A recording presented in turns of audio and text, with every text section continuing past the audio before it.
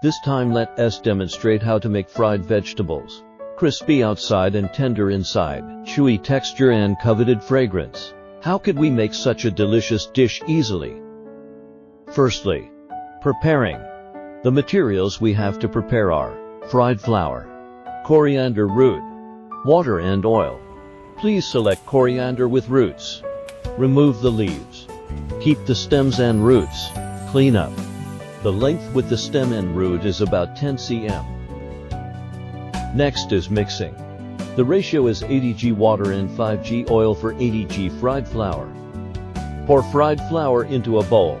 Add water in while stirring with chopsticks until it becomes a smooth paste. Add oil in while stirring with chopsticks until it becomes a smooth paste.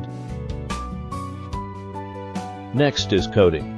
Pick up the clean coriander roots and do coating in the paste. Turn around and ensure the whole root covered with the paste. Next is deep frying. Heat up the fryer. Set the oil temperature at 170 Celsius degree. The vegetables are easy to be cooked, thus, the oil temperature should increase, while the timing should shorten.